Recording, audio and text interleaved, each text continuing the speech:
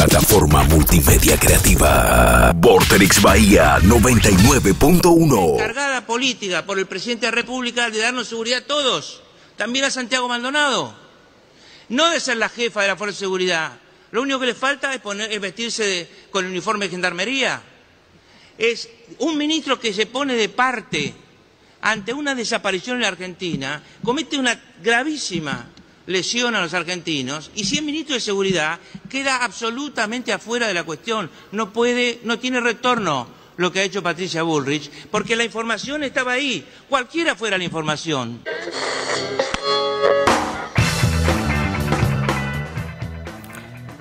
Estamos en comunicación con Reinaldo Sietecase, periodista. ¿Cómo te va, Reinaldo? ¿Cómo andas? ¿Bien? Bien. Acá... Gracias por el llamado. Bien. Reinaldo, queríamos hablar en primera instancia de tu nueva novela que se llama Ahora no pedís nada. No pidas nada. No pidas nada, ahora no pidas nada. Bien. Reinaldo, venís de hacer previamente otras dos novelas y ahora llegaste a esta. ¿Por qué a la novela, siendo un periodista?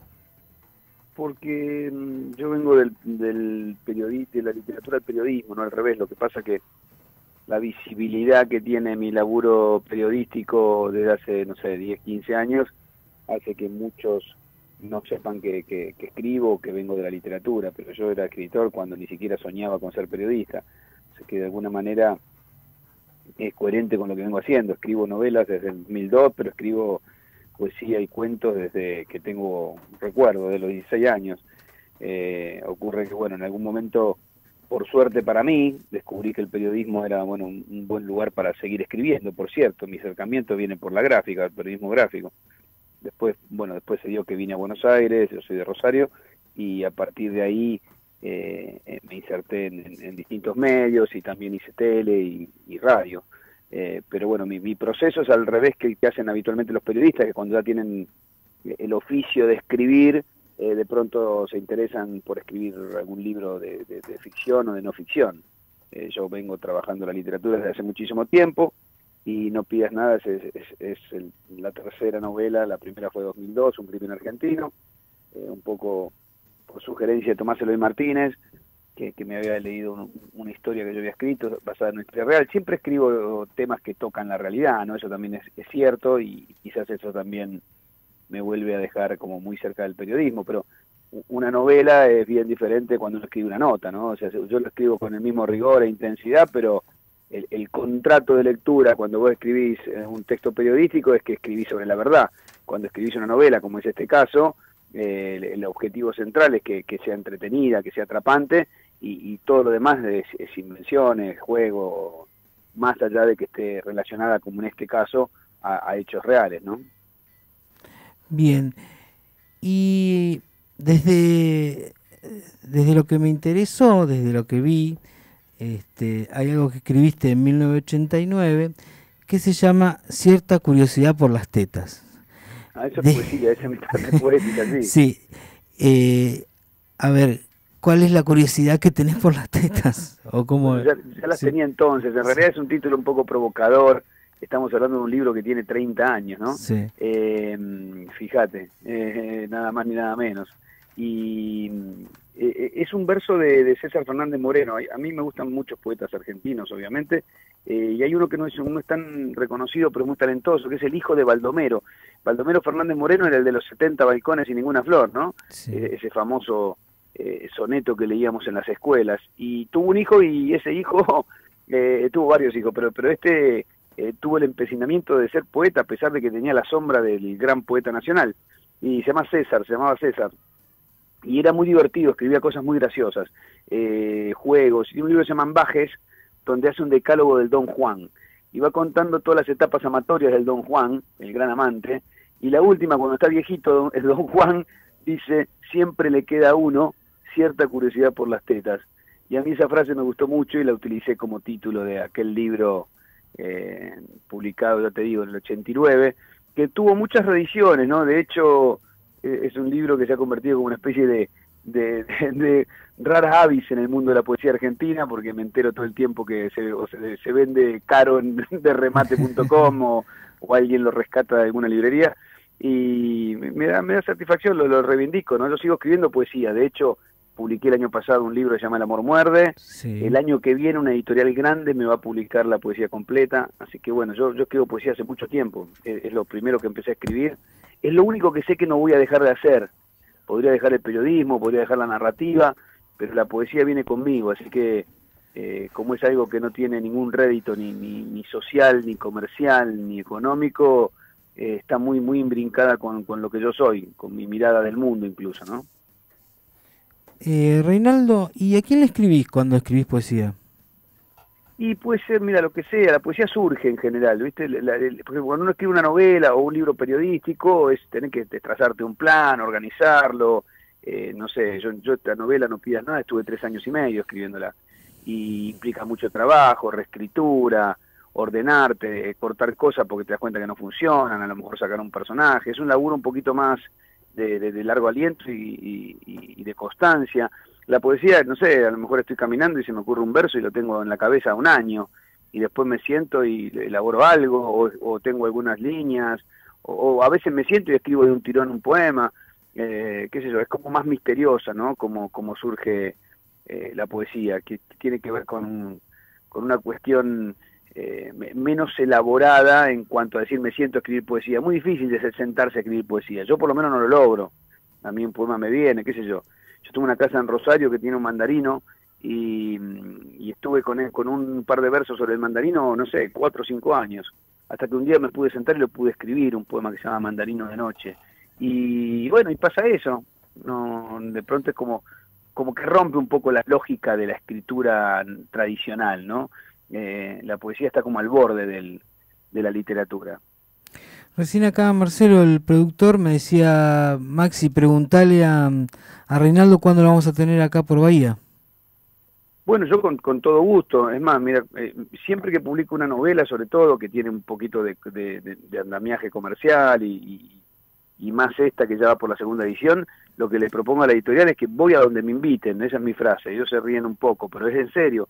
De hecho, no sé, el sábado que viene estoy en la Feria de San Lorenzo, la otra semana acá, después me voy a Mendoza, a la Feria de Mendoza, es decir, trato de viajar porque además me permite tener contacto con colegas, o sea, me sirve mucho el punto de vista periodístico también, ¿no?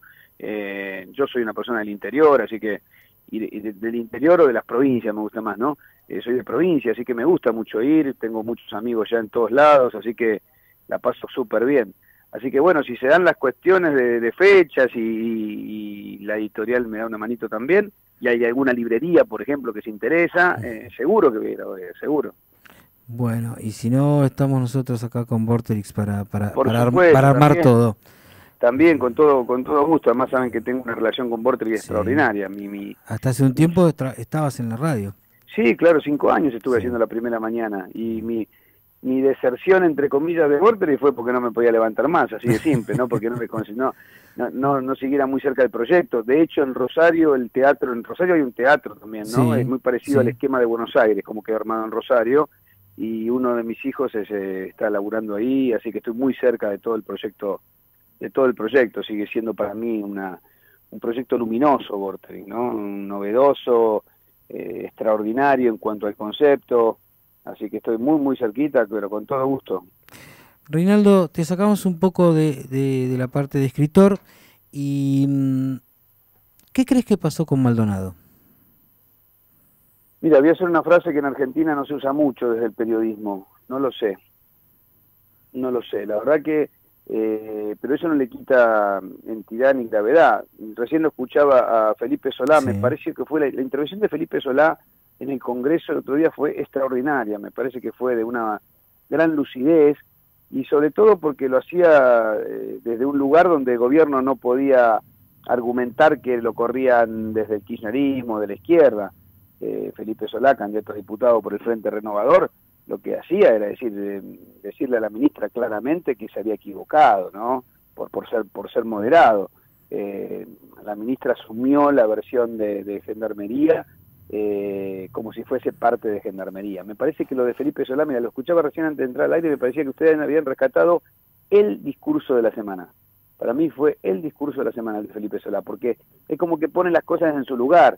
La ministra de Seguridad debe velar por la seguridad de los ciudadanos, además de conducir a la fuerza de seguridad, pero en ese orden, no al revés, ¿no? Y me parece que este fue uno de los problemas que el gobierno no manejó mal, manejó muy mal. Incluso esta es la discusión que está instalada dentro del gobierno, Maxi. Hay sectores que dicen que era totalmente innecesaria la sobreactuación esta de decir, no, la gendarmería no tiene nada que ver. Bueno, es verdad, todavía no hay elementos, pero una cosa es decir todavía no hay elementos, que es más o menos para el lado donde fue Marcos Peña en el Congreso, y otra cosa es decir tajantemente, en on y en off, atención, porque en off te dicen no hay nada con la gendarmería y te dicen versiones muy estrafalarias. Me parece que ahí está el punto central de la crisis. Yo no sé qué es lo que pasó con Maldonado, pero me parece que la sociedad necesita saberlo rápido, y fundamentalmente lo más trascendente es que el joven aparezca con vida, ¿no? Me parece un poco peligroso cuando partidizan también esto, ¿no? Quienes dicen que quienes piden por Maldonado es el kirchnerismo, o lo llevan para ese lado. Me parece un poco peligroso que la desaparición de una persona se transforme en una disputa si es kirchnerista o no es kirchnerista, o si es de Cambiemos o no de Cambiemos. Y sí, es delicado, porque ya dejan de pensar en Maldonado. Cuando vos sobreponés la disputa política a la búsqueda del paradero de Santiago, evidentemente deja de ser importante esto. Y a mí me parece que sigue siendo lo más trascendente. Y otro foco que hacen... El chico desapareció, ese es el hecho. Claro, lo demás son miradas del hecho, interpretaciones, jugadas. No, pero acá hay un hecho. Hay un chico que desapareció en medio de una refriega con gendarmería. Bueno, es fundamental saber qué pasó, sobre todo por la historia que tiene este país, ¿no? En relación a la violencia política y a la metodología de la desaparición de cuerpos, ¿no? Y otro foco que hacen es si los mapuches tienen derecho a reclamar por las tierras o no. Y no sé, sí, que es un tema, eso lo podemos... que está zanjado, ¿no? Claro. Es un tema que está zanjado constitucionalmente incluso, ¿no? O sea, tienen derecho y el Estado tiene que ir administrando esa cuestión, porque es el Estado el que tiene que administrar los choques de intereses en un país, ¿no? La propiedad privada con los reclamos de propiedad comunitaria está legislado, hay una ley que lo prevé. Ahora, eso tampoco habilita la violencia de sectores vinculados a los pueblos originarios, que también son minúsculos, ¿no? Porque también en esta locura en la que entramos en la Argentina, un poco más se presenta a esta organización que tiene métodos violentos, sin duda, RAM, como si fuera el ISIS, ¿no? Claro. Como si fueran realmente una organización que puede generar algún peligro grave, ¿no? Más allá de lo que es condenable de poder quemar o destruir propiedad privada, ¿no? ¿Cómo la viste a Cristina en el festejo de su triunfo después de tantas vueltas? Sí, es generoso decir triunfo, ¿no? Yo creo que Cristina Kirchner logró de alguna manera una elección que casi un empate técnico, ¿no? Así no hay muy poquitos votos de diferencia, 20.000 votos de diferencia. Yo desde mi perspectiva creo que se equivocó no habilitar la primaria con Randazzo, pero bueno, creo que ahí hay una gran impronta en la política de la personalidad de los dirigentes, y eso es muy poco valorado, muy poco estudiado y analizado en la Argentina, ¿no? Cristina Kirchner viene a pesar de que la gente que cree en ella dice que es una conductora extraordinaria, yo creo que ha cometido algunos errores políticos en los últimos 3 o 4 años que, entre otras cosas, permitieron el triunfo de Mauricio Macri, y creo que ahora la han vuelto a complicar, ¿no? O sea, no entiendo, todavía nadie me pudo explicar, y hablo con bastantes personas, no con ella, ¿no? Hace, no sé, 10 años que no hablo con Cristina Kirchner, ni la entrevisto, pero hablando cerca de diputados, etcétera, no te alcanzan a explicar por qué no se fue a una primaria con Randazzo. No se entiende, es difícil explicar esa decisión, ¿no? En términos políticos me refiero. Sí, lo que tengo es que a ver, lo que he escuchado y lo que he hablado con algunos desde acá, desde Bahía Blanca, es que tenía miedo que en esa interna se mellara un poco su figura, llegara desgastada a la general. Mirá cómo le fue a Rossi en Santa Fe. Claro. el peronismo ganó Santa Fe porque fue una primaria. Claro. Con 15 Sí. puntos se quedó con la primaria. Y ahora, al día siguiente, estaba con Rodena, la jueza que lo enfrentó, recorriendo los lugares juntos.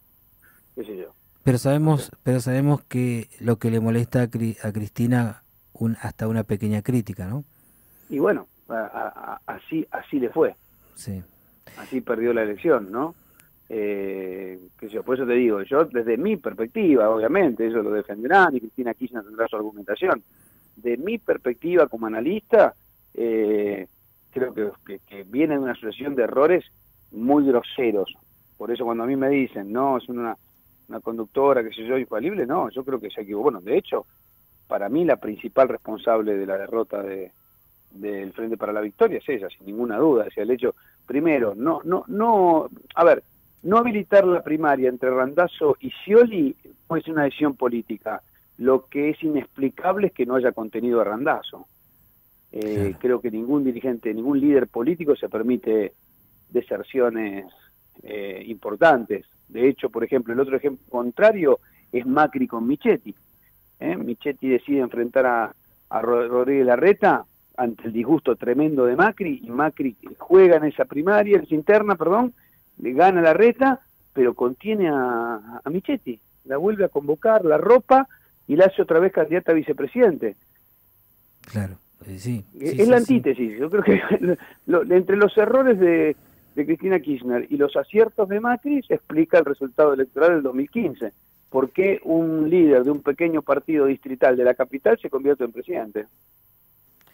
Y ¿qué crees que debe hacer Massa o deben hacer Massa y Randazzo para las generales? La verdad Porque que no sé. todos se disputan esos votos, o piden que se bajen, o piden que den su apoyo para un lado o para el otro. ¿Qué deberían hacer ellos? No se pueden bajar de No, ninguna bueno, manera, pero es una legislativa. sí, Es pero una elección pero piden legislativa. que digan, bueno, como que apoyen a un lado o al otro. No, pero no lo van a hacer de ninguna manera, Claro, porque exacto. es una elección legislativa. ¿Qué pasa con sus candidatos a diputados provinciales? No se pueden bajar, no tienen ningún margen para bajarse. Lo que van a tratar de hacer es retener su porcentaje de votos, soñar con que pueden... Aquí votó poca gente, votó el 71% de la población en Buenos Aires. Ahí hay por lo menos 10 puntos más para discutir. Me parece que por lo que yo hablo con ellos, el intento va a ser retener los votos que se puedan y tratar de crecer. Creo que el más perjudicado va a ser Randazzo, porque hay muchos distritos donde Randazzo salió tercero o cuarto, y creo que en esos distritos muchos intendentes que necesitan tener consejos favorables van a dar las dos boletas, ¿no? Van a dar las dos boletas tranquilamente. Le van a decir, bueno, mira, si querés votar Randazzo arriba, si querés votar senadora a Cristina Kirchner, pero votame la lista mía abajo, ¿no? Creo que eso va a ser lo que van a hacer algunos intendentes, y creo que el sector más perjudicado a priori va a ser justamente el del ex ministro de Transporte, ¿no? Esto que vos decías de que son legislativas, yo opino como vos, pero cuando digo, muchachos, no nos volvamos locos, son unas legislativas, me sacan corriendo y me dicen, no seas inocente, se juegan otras cosas. No, se juegan otras cosas por los protagonistas, sobre todo por Cristina Kirchner se juegan otras cosas. Si no, no sería una elección tan dramática. Y el gobierno, además, también lo plantea así, ¿no? A ver, mira, que en un momento Macri fue muy funcional a Cristina Kirchner, porque era como el enemigo perfecto. Y ahora Cristina es como la enemiga perfecta. Ahora, fíjate, el kirchnerismo se equivocó con eso. Veremos si no se equivoca también el macrismo, ¿no? Haber de alguna manera alentado a Cristina Kirchner a que sea la oposición. Yo creo que pensaban que realmente la elección de Cristina Kirchner iba a ser mucho peor de lo que fue. Mira, acá pasó algo que se podría contar así. Para el gobierno la elección de Cristina Kirchner iba a ser peor de lo que fue, y para Cristina Kirchner iba a ser mucho mejor de lo que fue. Claro, sí, eso es lo que decían las encuestas previamente, ¿no? Ahora, no ha desaparecido. A mí me parece que, primero, yo si tengo que hacer una lectura rápida, la mía es, hubo un apoyo importante para el gobierno, que veremos si se revalida en octubre en todo el país, sobre todo en la zona centro, en la zona agrícola, triunfos sorprendentes en San Luis, en Santa Cruz, eso está claro, que en un contexto económico muy difícil, Este es el dato también que hay que agregar. Un contexto complicado. Al gobierno no le fue mal en esa perspectiva. Ahora, la otra lectura es la consolidación del radicalismo, que ha ganado muchas provincias, que vuelve a ser una estructura fuerte, que no tiene candidato para disputarle con ningún candidato del PRO. Yo creo que se consolida Cambiemos después de esta elección. Ahora, por el otro lado, creo que el kirchnerismo sigue siendo una fuerza política que va a estar discutiendo durante años en la Argentina. Creo que ese es el otro dato. No solo por la elección en Buenos Aires, sino por lo que pasó en Santa Fe, por lo que pasó en algunas provincias más, y porque es una minoría intensa, una minoría que tiene una carga de militancia que no sé si tienen las otras fuerzas. No creo que Cristina Kirchner tenga posibilidades de volver al poder, pero creo que el kirchnerismo también se convierte en una fuerza de discusión fuerte en la Argentina. Veremos si dentro del peronismo o no. Te llevo un poco al ámbito del periodismo político.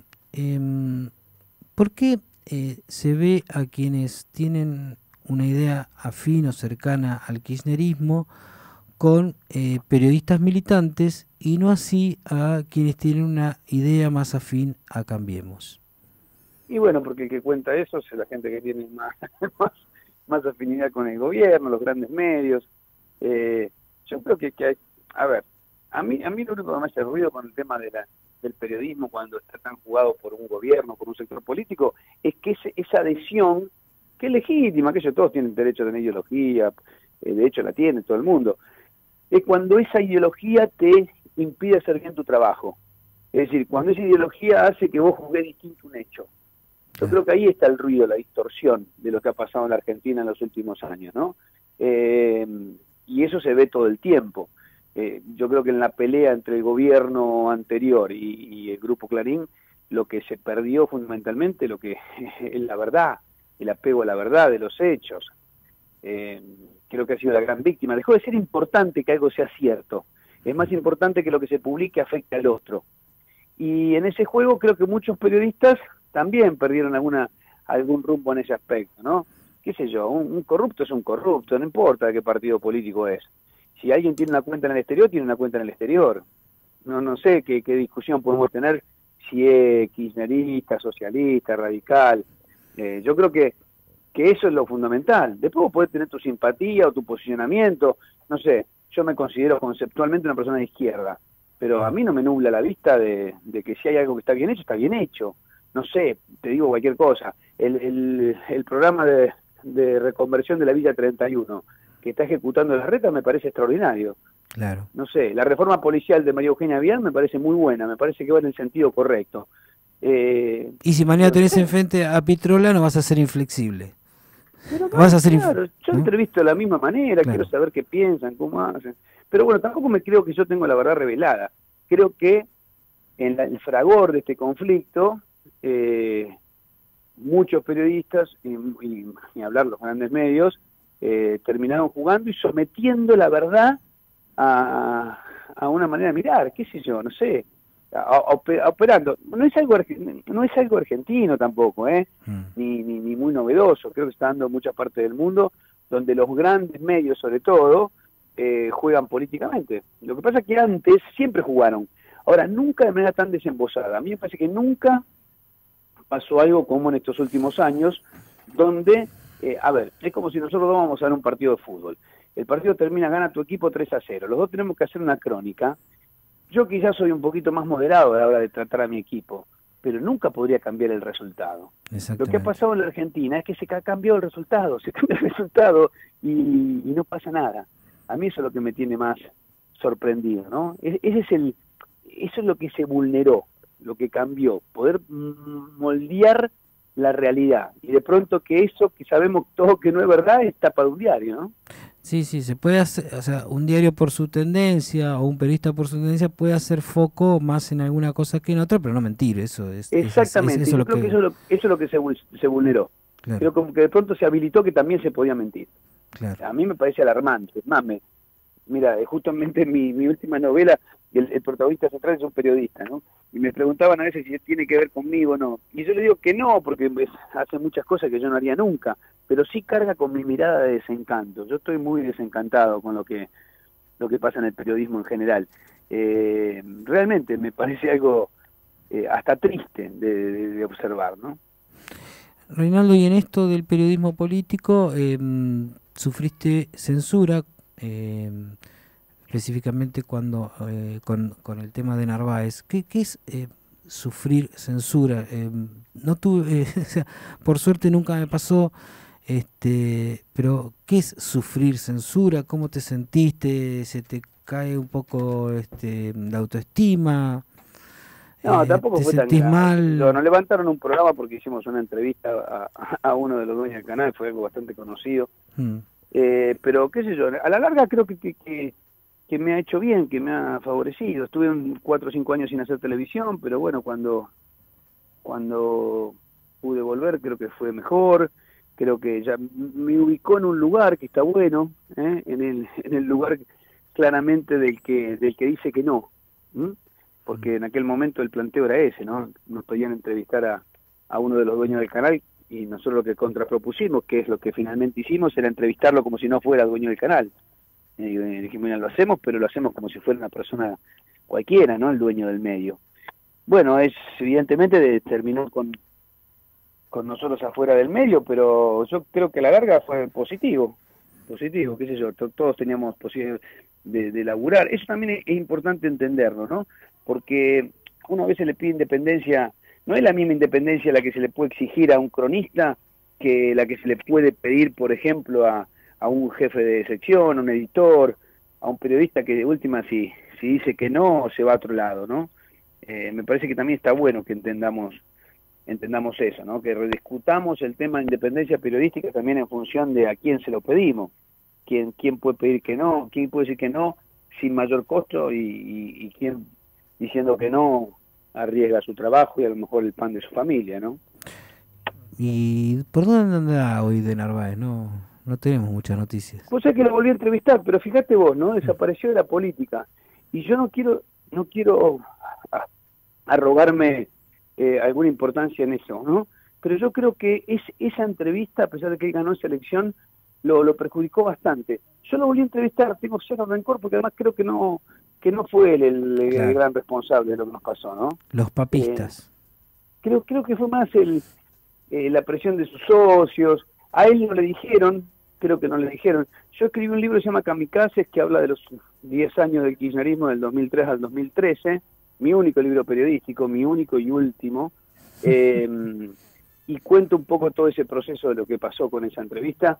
Yo creo que cuando nosotros al final, nosotros no queríamos hacer la entrevista, cuando nos plantean que hay que hacerla igual, nosotros contraproponemos que la hacemos como si fuera un candidato, que era lo que era, y que le avisaran a ver que si él quería. Nos dijeron que sí, y yo creo que pasó que no le dijeron, que pensaron que nosotros decíamos esto, pero que la entrevista iba a ser una entrevista muy amable. Bueno, no fue amable, le hicimos una entrevista como hacíamos siempre las entrevistas, éramos 3 entrevistando a uno, que ya de por sí es muy complicado para el que es entrevistado, pero creo que ni sabía él, por eso quedó tan choqueado. Cuando la vuelvo a ver en la entrevista es impactante ver su cara, ¿no? Que por otro lado me dice que se usa en algunas universidades la entrevista y me alegra mucho, así que sirvió. Y yo lo volví a entrevistar un par de veces más en Vorterix, porque creo que, bueno, nada, son circunstancias.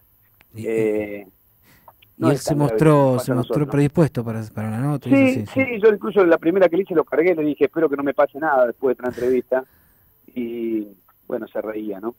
Pero nada, cosas que pasan, tampoco tan particulares. Creo que uno en la vida se encuentra muchas veces con esa situación, no solo los periodistas, ¿no? Yo soy un cultor de la idea de que hay que decir que no ante lo inaceptable, ¿no? Ante lo que es injusto y bancarse las consecuencias. Y en ese caso la consecuencia fue perder un laburo. Pero por suerte, bueno, uno tiene la posibilidad o tuvimos la posibilidad de todos los 3 que laburábamos ahí de después encontrar otra salida, ¿no? Reinaldo Siete Case, periodista, escritor, ¿qué haces ahora el sábado a la tarde? Mira, en general juego al fútbol, porque soy muy futbolero. Estaba jugando yo juego en 2 equipos, uno en mi Rosario natal, porque voy muy seguido, es un equipo en el que juego hace muchos años, cancha de 11 y todos los chiches, ¿no? Torneo. Y acá había empezado a jugar un equipo, Scholen, de la colectividad judía, un italiano en Scholen, se reían acá los muchachos, y ahora tuve que dejar porque me cambiaron los días de entrenamiento y no puedo ir, entonces bueno, como se lo toman muy en serio. Ah, con entrenamiento incluido. Sí, y a esta edad, mira, si no entrenás no podés jugar en cancha de 11. ¿A esta edad qué edad sería, Reinaldo? Y yo tengo 55 ya, escuchame. Sos un pibe todavía. No, pero hay que jugar en cancha de 11, hay que correr, ¿eh? ¿De qué jugás? Todavía juego delantero, una temeridad. Sí. En realidad porque nadie quiere, viste, a esta edad todos se empiezan a tirar para atrás, ¿no? Entonces lo que era el número 9 Claro. terminan jugando de 5, de 6. Sí. Pero bueno, yo como soy chiquito, livianito, todavía corro un poco, ¿De 9 o de wing adelante. jugás? ¿Cómo? ¿De 9, de wing? De wing, el viejo wing. El viejo wing. Pero bueno, corriendo un poco menos, pero sí, todavía más cerca del arco rival que del mío. ¿Y le pegás 3 dedos? ¿Cómo preferís definir? Me la rebusco, sin exagerar, pero me la rebusco. Como- Ya a esta edad todavía jugar al fútbol habla de que, bueno, algo te queda, ¿no? Como el Chelo Delgado, así definir. Y, Ojalá. ¿Y miraste ayer a la selección? ¿Te gusta mirar La el vi, fútbol o solo sí. jugar? Sí, no, la vi, sí, yo soy muy futbolero, la vi. La vi, una experiencia divertida porque la fuimos a ver con el ruso Berea, con 2 uruguayos la vimos, porque tenemos un amigo uruguayo que tiene un restaurante muy bueno acá en Buenos Aires, se llama Damblé, y la fuimos a ver ahí al restaurante y estuvimos con ellos viendo el partido, ¿no? Los 2 uruguayos habían cerrado a los 10 minutos del segundo tiempo, ya querían que terminara el partido, ¿no? Bueno, después los jugadores les cumplieron el deseo, ¿no? Porque no jugaron más. A ver, alguien que como yo que no mira mucho fútbol. ¿Cómo es ahora? ¿Argentina todavía tiene chances? ¿Qué tiene que hacer para clasificar? Y Argentina tiene que ganar por lo menos los 2 partidos locales. Los 2 partidos locales. Por lo menos le quedan 3 partidos. ¿Que son con? Venezuela le queda y Perú de local. ¿Y puede ganar? ¿Cómo lo ves eso? Sí, creería que sí. Me gustaría porque, bueno, por lo menos Sampaoli parece ser un tipo que trata de jugar hacia adelante, pensando en el ataque. A mí me gustan los equipos que atacan, qué sé yo. Me gusta el fútbol ofensivo. Creo que arriesgar también es parte de este juego. Así que, bueno, ojalá que le vaya bien. Igualmente el fútbol argentino es un reflejo también de lo que nos ha pasado estos años, ¿no? Es un reflejo también. Lo que pasa en la AFA es impactante, ¿no? Reinaldo, el fútbol, la verdad, mira, yo vivo el fútbol como la más importante de las cosas menos importantes. Me cambia el ánimo, me pone contento cuando mi equipo central gana, cuando me amarga cuando pierde, por eso estos años he estado más amargado que alegre, pero no dejo de ver claramente que hay un negocio atrás muy impresionante, que hay intereses políticos, que yo al otro día, aunque pierda o me gane mi equipo, tengo que ir a trabajar, ¿no? Siendo de Central y Rosarino, ¿conocés bien el Cairo? ¿Has ido al Cairo? Sí, claro, sí. Hay una magia ahí, ¿no? ¿Cómo? Hay una magia ahí en ese bar. Mira, ahora hace unos años que lo modificaron, no es el viejo Cairo, ¿no? Ha cambiado mucho. Igual la gente sigue yendo a visitarlo, está lindo, qué sé yo. En realidad la construcción del Cairo es una construcción literaria, ¿no? Hablando de literatura otra vez, mira cómo empezamos, en la construcción del negro contra la rosa. Sí. Él lo que hizo es convertir ese escenario, un escenario urbano, normal, sin demasiadas luces, un bar común, convertirlo en una suerte de plataforma de historias, y creo que eso le ha dado una dimensión mundial incluso, ¿no? Hay gente extranjeros que vienen a verlo, que es un Cairo, ya te digo, bastante distinto al original, pero que tiene esa dimensión mítica, ¿no? Que le ha dado el negro, los personajes de la Mesa de los Galanes, que son todos amigos, eran todos amigos de él, ¿no? Reinaldo, si te casé, dijimos de Central, ¿y vas a verlo a Central últimamente?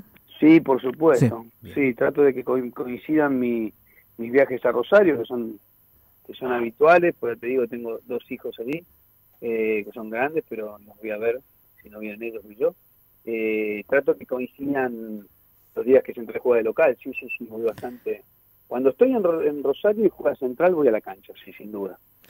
Bueno, Reinaldo Sitecase, un gusto que hayas pasado por decirme la verdad, y bueno, ojalá que vengas a Bahía a presentar la novela. Ojalá se dé, así de paso charlamos y nos conocemos personalmente. Va a ser un gusto. Muchísimas gracias, Reinaldo. Un abrazo grande para todos. Plataforma multimedia creativa. Vorterix Bahía 99.1.